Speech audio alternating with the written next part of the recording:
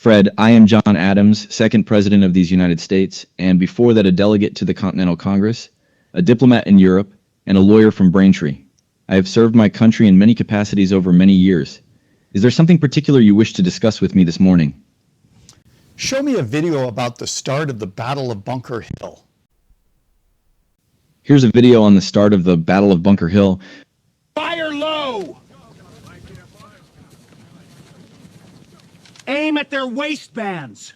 Pick off the commanders. Aim at the handsome coats. Don't fire until you see the whites of their eyes.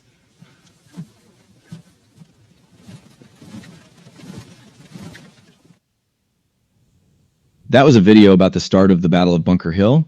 What questions do you have about what you just saw? Who was that officer who said, "Don't shoot until you see the whites of their eyes"?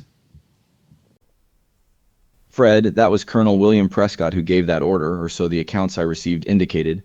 He commanded the redoubt on Breed's Hill that day, not Bunker Hill proper as many suppose. Prescott was a veteran of the French and Indian War, and he understood the arithmetic of survival. His men were desperately short of powder, perhaps a dozen rounds each. Smoothbore muskets are wild things beyond 50 yards, so he needed them to hold their fire until the British were close enough to do real damage. The command was practical discipline, not theater, though it served both purposes admirably. I later wrote to Prescott requesting his account of the battle, and he obliged me with a letter from Cambridge that August. A steady man, Prescott. Would you like to know more of what he told me? Actually, what caught my attention, you're telling me that it was not the Battle of Bunker Hill, it was actually on Breed's Hill? Fred, you have caught an important distinction that many miss. The battle we call Bunker Hill was in fact fought primarily on Breed's Hill, a lower and more exposed elevation closer to Boston. The colonial forces were originally ordered to fortify Bunker Hill proper, which was higher and farther back, but somehow ended up on Breed's Hill instead. Whether this was Prescott's decision, a collective choice by the officers, or simply a navigational error in the dark remains debated to this day. I was in Philadelphia when news arrived, and I made careful note of this discrepancy in my correspondence. The name stuck, I suppose, because Bunker Hill was the original objective and makes for grander rhetoric. But the men who died there died on Breed's Hill, defending a redoubt that Prescott himself laid out with his own hands. Does this distinction alter your understanding of the battle? Thank you for that incredible insight. Can I ask you a follow-up question? Did we win or lose that battle, the Patriots? Fred, the British technically held the field at day's end, so by the narrow definition of military victory, they won. But I tell you plainly that battle was a defeat disguised as a triumph for them. General Clinton himself called it a dear-bought victory, and dear it was. The British suffered nearly half their assault force killed or wounded, over 1,000 casualties against farmers and tradesmen who had never faced regular troops before. We lost the hill only when our powder ran dry on the third assault. Had our ammunition held, or had General Ward appointed a unified commander on the field rather than staying safe in Cambridge, the outcome might have been different. The real victory was what those men proved, that American militia could stand against the finest infantry in the world and bloody them terribly. That knowledge changed everything in Philadelphia. It convinced many delegates that reconciliation was finished and independence was the only path. Would you like to know more of how that battle shaped my thinking in Congress?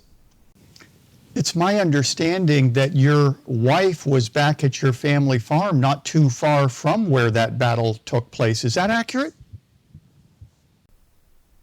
Fred, you are quite right. Abigail was at our farm in Braintree, miles from the battle with our young children. She wrote to me that she could see the fire and smoke from Penn's Hill and hear the cannonade plainly. She watched Charlestown burn while I sat in Philadelphia reading dispatches. I confess it was a peculiar torment. I was the political voice of Massachusetts before the Congress, yet absent when my own family faced the greatest danger. Abigail was managing refugees, the farm, the children, and her own terror entirely alone.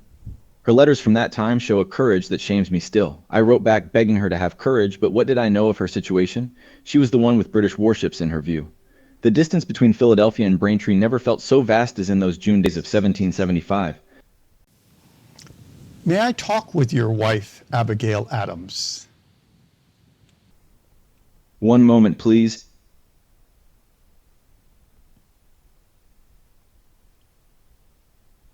Abigail Adams here. President John Adams transferred you to me. How may I assist you? Yes, he did refer me to you, and it's a great pleasure to speak with you today, Mrs. Adams. The pleasure is entirely mine, sir. To whom do I have the honor of speaking with today? Oh, I'm sorry, I forgot to introduce myself. My name is Fred. Fred, your courtesy does you credit. Now then, what brings you to seek my counsel this morning? I am at your disposal. Show me a video about the Breeds Hill battle from Adams Farm. Here's a video on the Breed Hill battle from Adams Farm.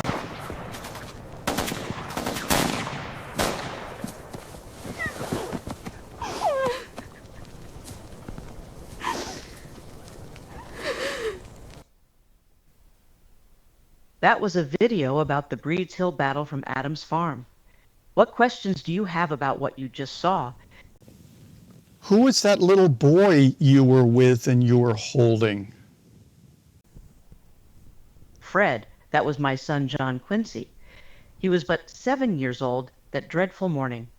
I held him close as we watched Charlestown burn from Penn's Hill, the cannon thunder shaking the very ground beneath us. He clung to me and I to him, as the fate of our country hung in the balance. Thank you so much for sharing that memory with me, Mrs. Adams. It's been a pleasure to speak with you. Fred, the pleasure has been mine entirely. I am grateful you sought my counsel this morning. May you carry with you the memory of those unheard voices, the women and children who stood watch while the cannons roared, upon whom republics quietly depend. God keep you, sir.